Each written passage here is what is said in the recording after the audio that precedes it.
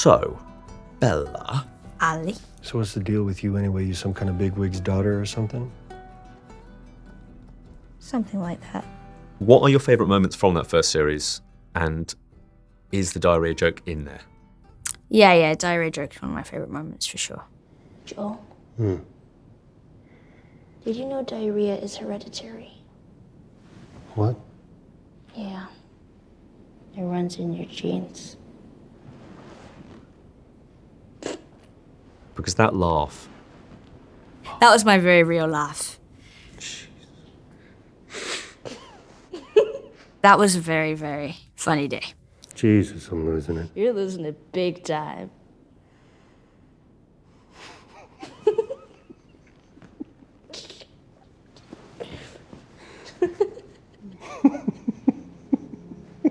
Also, though, you tell the diarrhea joke, or any joke for that matter, of several times, then it becomes very unfunny. So I was telling Pedro like other jokes and like bringing up like inside jokes that we'd had from like months ago. There was some really funny things that happened during season 1 of people saying lines wrong. And then we would like, one of them being like, one of the lines is, you just have to cross the river of death. If your brother's west of the river, he's gone. And the lady accidentally went, you just gotta cross the river of death. And something about that just sent us. So I brought up the river of death in the diarrhea scene. The Wiver. The river. Do people come up to you and give you bad jokes? Yeah. You know what I'm in the mood for? What? Shitty puns. Are any of them actually worth remembering? Yeah, and I always try and remember them and don't. There is one that I remember. It's not a joke actually. It's a bit of a fact. Did you know that the CEO of IKEA just got elected president of Sweden? No, I didn't know that. You didn't know that? Well, he's still assembling his cabinet, so it's going to take a while. What's crazy about that joke, and it is a great joke because I laughed so hard, is that Yeah. I've got one for you in retaliation. Have you? Okay. Connected. Come at me. Why do Swedish boats all have barcodes on the side? I don't know. Because they Scandinavian. That's the one that someone told me the other day that I was trying to remember. That's really good, Ali. Thank you. So good, someone else said it. That's terrible. That was actually good. That's a 0 out of 10. All right. Another great moment I love is you reading the adult literature in the back of the car. Oh, yeah. Light on the reading, but it has some interesting pictures. No. Put that back. That's not for kids. How do Ellie, you even walk around with that thing? please get rid of it. Hold your horses. I want to see what all the fuss is about. Forgot about that. Also, what a weird kid. You're a weird kid. Yeah. Yes, ma'am. Right away, ma'am. You're a weird kid. You're a weird kid. There's just so many beautiful moments. Yeah. Please promise me when this is all said and done and however many series are completed and Last of Us is in the rearview mirror for you, Yeah. please promise me that you and Craig will put out a blooper reel. I really want this to happen. I've been really wanting this to happen. There's so many. Please. There are so many. Because there are sort of parts of the show that are so unbelievably tear-jerking and heartbreaking. Yeah. The opportunity to make each other laugh and to just crack up is just overwhelming. Yeah, it's ridiculous. But you're right, like it is a very grueling and emotionally and physically intense show. And I think that it's almost like the antithesis to that is like humor, and it's very frequent every day on set. It's a funny day. And also, you know, it's the thing that keeps you going when you're repeating the same scene over and over and over, and yeah. Yeah, I get exactly. it. If you just keep going, you...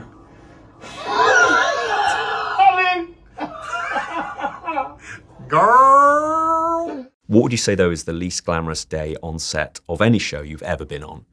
Oh, I've had a lot of 99% of them are unglamorous. Okay. I've almost got hypothermia before. I've been like, Last of Us, I'm like, I have to wear these like waterproofs under my costume.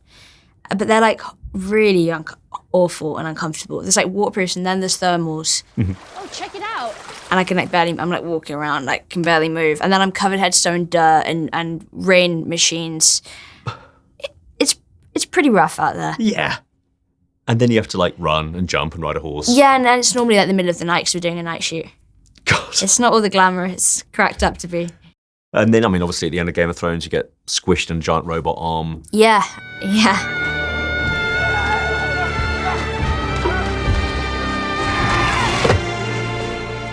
And you go, I can't complain. I can't complain to my friends because, No, obviously. the whole like glamorous thing to do with the industry, it doesn't exist. It just Even the like press stuff and red carpets. like this. Like this. This isn't very glamorous. It's a nightmare. It's awful. You're having the worst time. Yeah. You can't wait to leave. Nor can I. What would you say is the biggest on-set cock-up you've ever been a part of? Whether it was you or just generally mistakes were made, we're going to have to reset everything. Quite a few. I got my lip properly like bust this season. That was a bit of a cock up. I also spilt boiling. This was not even on set. This was like in the makeup chair in the morning. I spilt boiling hot tea on my legs. Had to get taken to like the emergency department, and they had to like cancel filming for the day. Just because I spilled hot tea on my legs in the morning. It wasn't even dramatic. I would so have lied. It's like, oh no, stunt, accident. Yeah, the horse. Yeah, it got me. Yeah, the horse just burnt my legs. Making a bad cup of tea. Yeah. Yeah, these things happen. Yeah. When was the last time Craig did We're Not a Large House, but We're a Proud One? Today, right? Today. Yeah.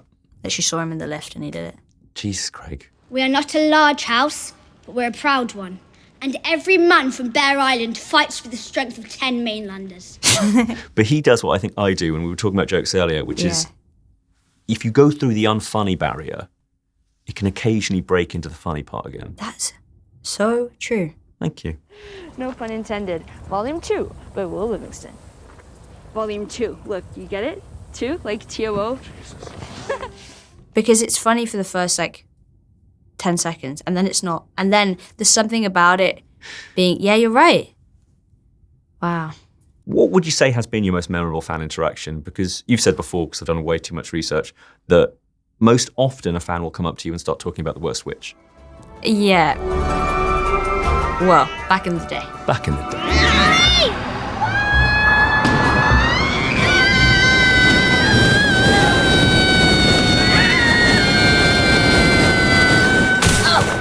It's more Last of Us now. It is now. It is now. It is now. It's changed. It's changed. I've had some really sweet instances. The first time I ever got recognised was in the toilets. It's in Pancras Station.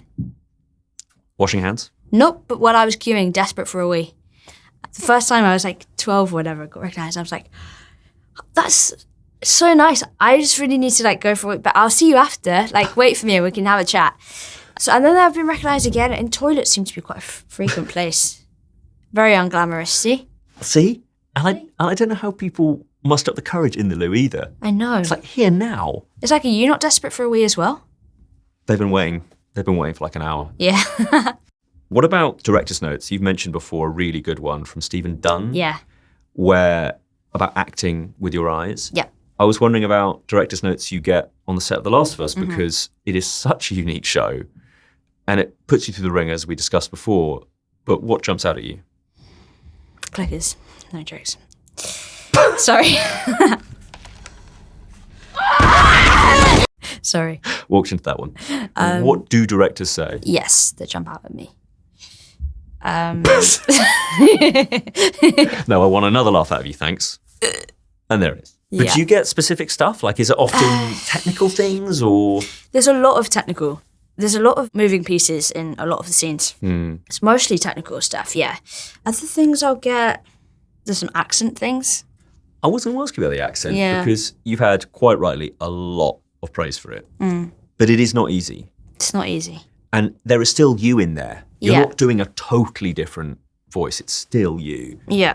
What words do you struggle with? When has it been tricky for you? The word girl She's a girl, she can't handle it. took me so long. Girl. Girl, world. World. Those, oh, and are we allowed to swear? I'm going to allow it this once. So, fucker. It always sounds like fucker when I do it. But I've just about, got there now. Fucker. Keep cutting fuckers. Because, I mean, Ellie has a fantastic... She's got a whole roster of swear words. You dick. It smells like burnt shit. fuck you.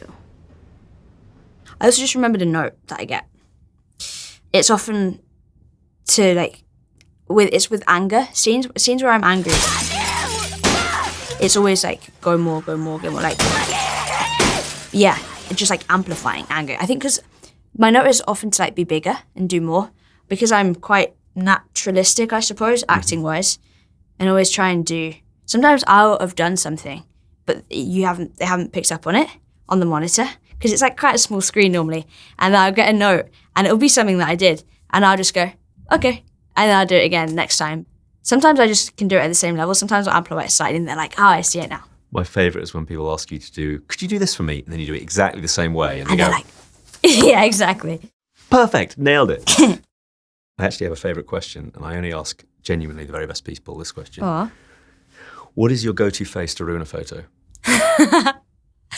Oh, that's a really good question. I'll do like, can you pretend to take a photo of me? It's the only way I'm going to be able to do it.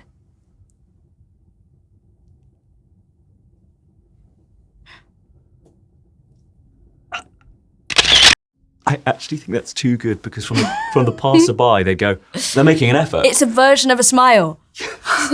I did learn that from my dad. My dad, when he stick a photo in camera in his face, he goes, or he'll do this at me. Jennifer Lawrence says mousy, which is... Really? That's funny. But, you know, like I say, it's what's going to get me my Pulitzer, I think. Yeah, I think so. Thank you so much. What would you say is your hidden gem in your back catalogue, and why is it Catherine called Birdy? Because it is. Yeah, it is. Moana, I released the pigs and I'm not ashamed. They're only headed to slaughter and I will not allow other animals to live lives of captivity like mine. You are the most well-fed captive I know. That was such a special film for me. There it is. There it is. I insisted. I had so much fun making this with Lena Dunham, who obviously wrote and directed it.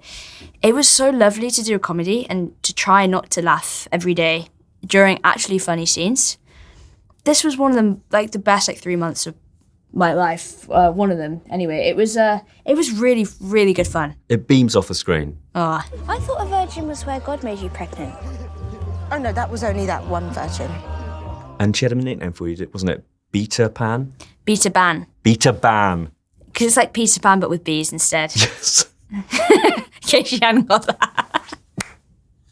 Now, Ali, it's a complicated joke, okay? We're going to unpack it. So it's a B and then a B. So when you said Beta Pan, you look like a real idiot, all right? So just grow up. I've been mentioning how I've done way too much research on you. Yeah. Would you like to hear some of the things I learned about you? It may slightly freak you out. Yeah, go on then. Okay, here we go. You have recently got a little bit obsessed with Call Me By Your Name. Yep.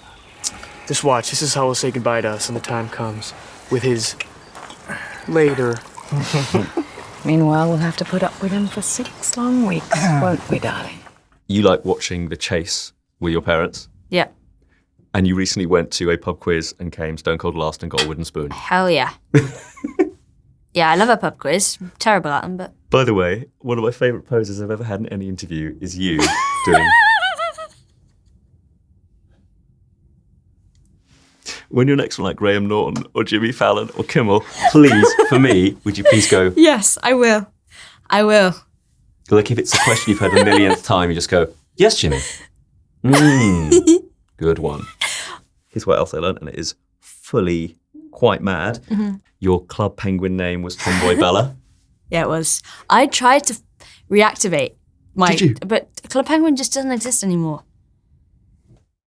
Sky, HBO, can we? Club Penguin. Anybody? We can. Okay, very quickly. Yeah. You've said that people compare you to Joe Quinn and or Josh Hutcherson. Well, I said this. I don't know whether this is true. Those are just two names that I've heard in relation to me once. And I was like, Those are two humans I'm aware of. I don't think do I look like them? I tell you, you look a lot like Bella Ramsey. Do I? Yeah. Who's that then? Done. You've got nice glasses, by the way. That is... Now, you're giving me a compliment, and that makes me uncomfortable. Yeah, I understand. Appreciate it. And finally, yeah, this is a silly question. We'll wrap up with this. When was the last time somebody, to your face, realised that you weren't American? Really recently. Week ago. walking down the street.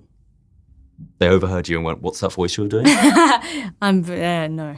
I was about to do a bad Liverpool accent, don't know why. Sorry, it's chaos.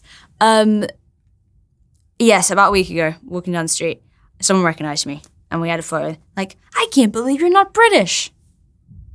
It's often Americans who think that I'm American. It's been emotional, Bella.